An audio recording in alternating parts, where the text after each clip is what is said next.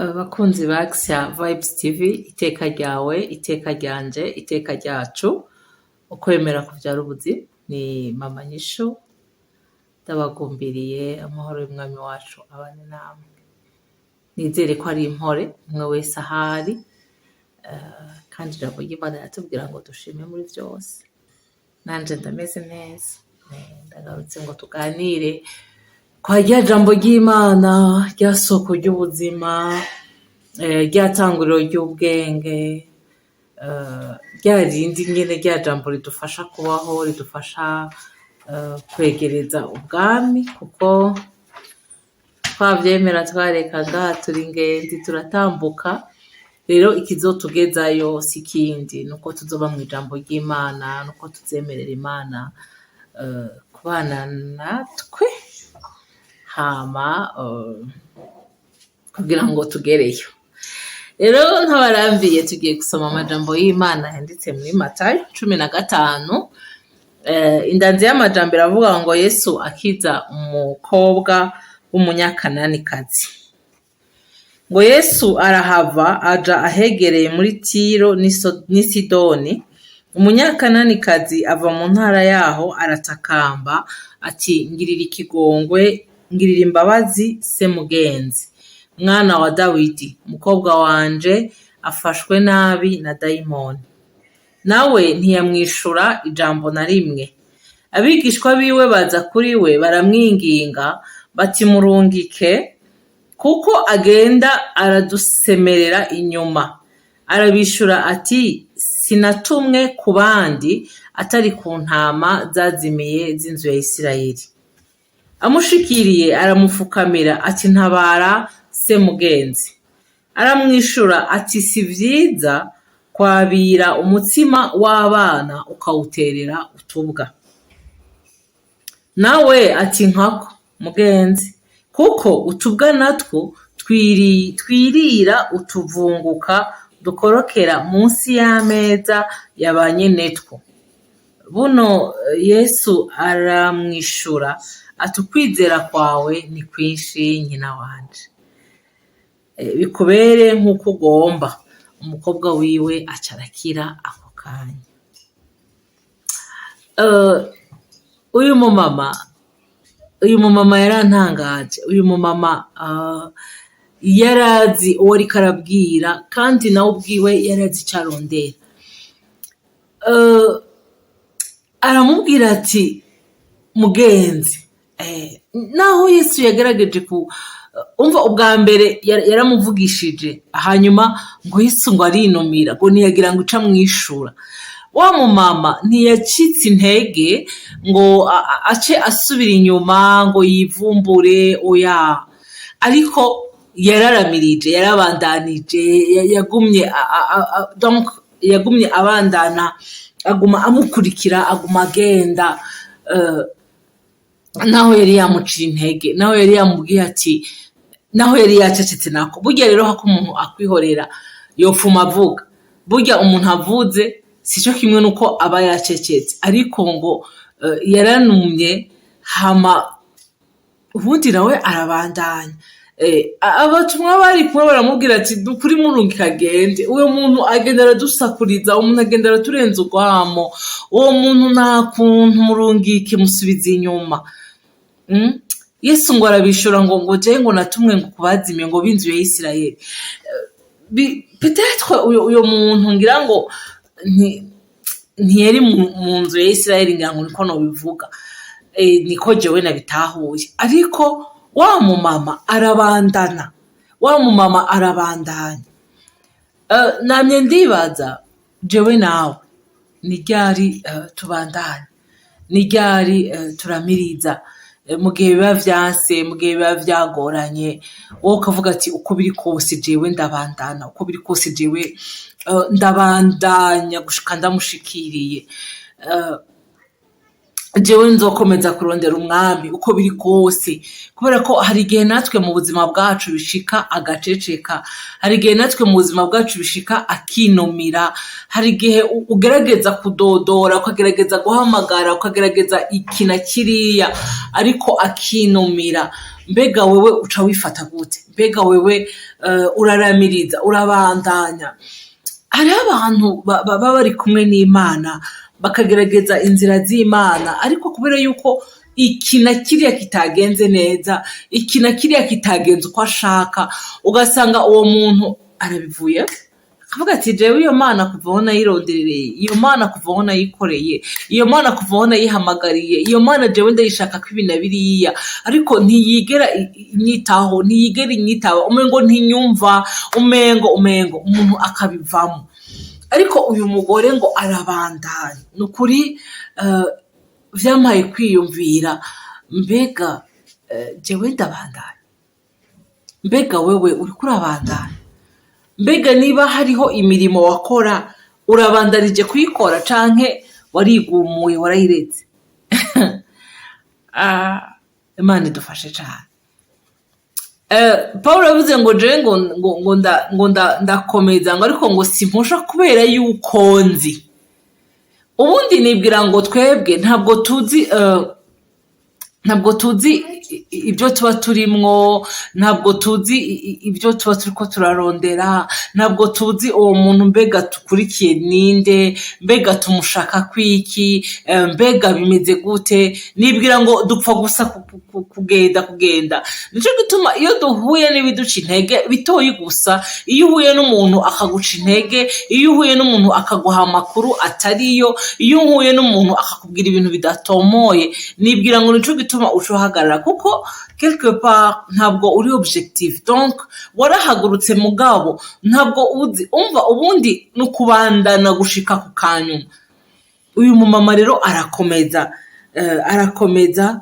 naho ngo atana kimwe yari yamwishuye, hama nawe ngo arasubira ngo amushikiriye ngo aramufukamira ngo aramubwira ngo ntabara se mugenzi.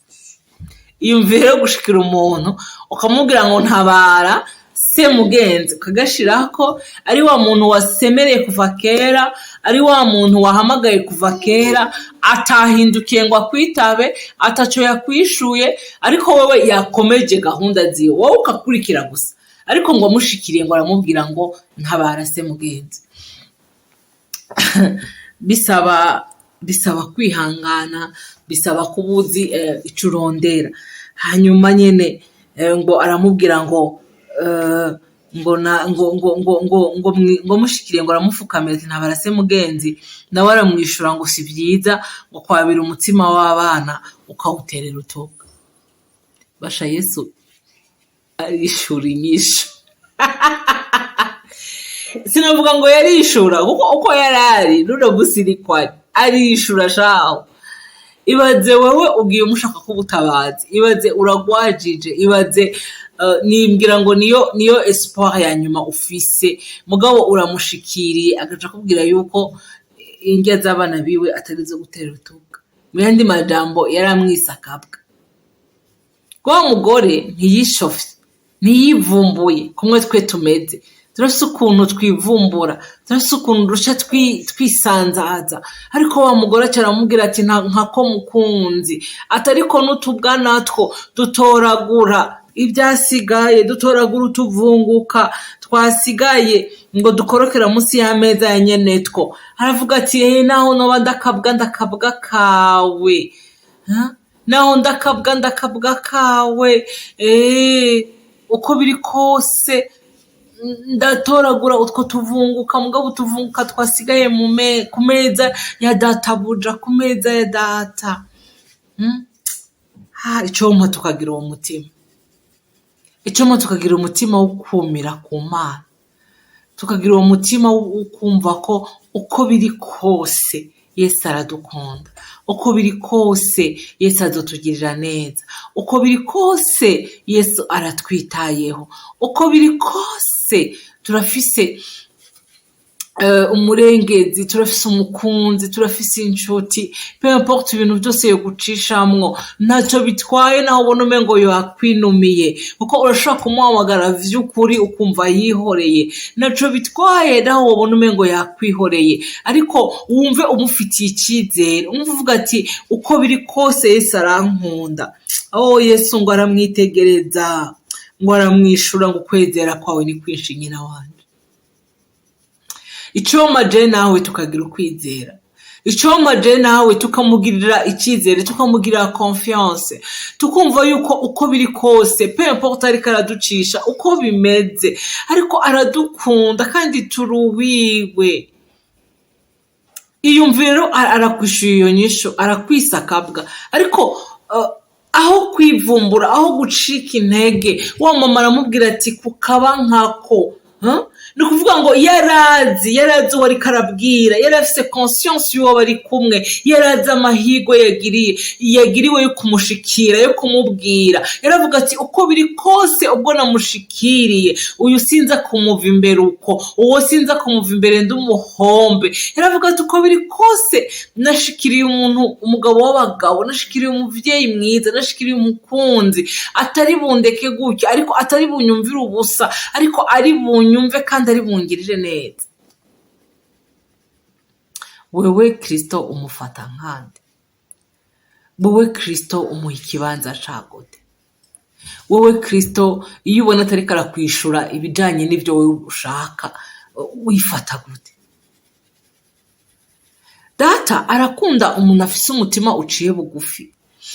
Hari n'igihe asa nk'ukwihoreye kugira ngo arabe. Ndavyibuka igihe Lazaro apfa, ijambo ryarambwiye ngo yarasibiye. Ntabwo yasivye, yarasibiye. Yari afise objectif, yari afise impamvu adaciye ashoka agenda. Kwari kugira ngo arindire arabe yuko ba bantu uko bimeze, kandi kwari kugira ngo bigaragare bati koko nibi navyo arabishoboye, ngo arasibira. Yesu ntabwo asiba, yarasibiye. Bivuga ngo nibwo ariko arakwishura ivyo ubona bitahwanye n'ivyo we washaka, ntabwo yasivye, oyaye yasibiye. Kandi hari ico nawe ashaka, hari ico nawe akuronderako. Aragomba kubona ingene nawe witwara, ingene nawe wifata, mbega uvyakira gute, mbega ubifata gute. Rero wa mumama kubwo kwihangana, kubwo guca bugufi, kubwo kutivumbura, kubwo kutamutera icizere, Yesu aramuraba, umutima we uranezerwa, aramubwira ngo nyina wanje, ngo kwizera kwawe ni kwinshi, kandi ako kanya ngo uwo mwana yaciye akira. Icompa jewe nawe tukagira ukwizera.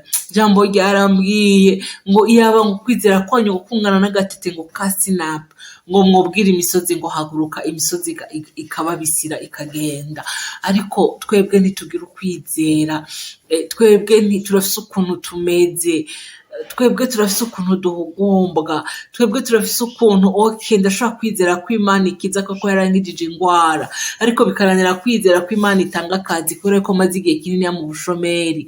Ndashobora kwizera ko Imana itanga uruvyaro kubera ko yararumpaye, ariko sinizere yuko Imana ishobora kunyubakira n'inzu nziza kubera yuko maze imyaka myinshi impanga canke bansohoye mu nzu. Ariko twategerezwa kwizera Imana muri vyose, kuko Imana yacu ishoboye vyose, kandi Imana yacu ishobora kudukorera ibirengeye ivyo twebwe twizera. Izi ivyo yibwira kutugirira n'ivyineza, n'ivyiteka, n'ivy'igikundiro, biradusaba gusa ngo tuyizere. Icompa uyu munsi je nawe, wowe uri kurumviriza rino jambo, nawe ukagira ukwizera, nawe ukayigirira confiance, nawe ukayireka, ukayiha akaryo, nayo ikaza ikagukorera. Icoma tukagira ukwizera, kwa kwizera kurema, kwa kwizera kurema ubuzima, kwa kwizera kuduha ivyo tudafise, kwa kwizera kudukura aho turi kukatugeza ahandi. Icompa je nawe tukagira ukwizera, kwa kundi kutuzamura, kutuvana aho turi kukagira aho kutugejeje. Uyu mumama atubera icitegerereza, yarishowe novuga ngo nabi. Yarishuwe ibintu biteye ubwoba. Nta muntu yokwita akabwa ngo ukomeze kumugirira confiance canke wumve yuko hari ico hava umukurako. Nta muntu yokwihoza akakurekera mu kibazo imyaka 10-15 ngo wumve yuko azoteba akaza akagutabara.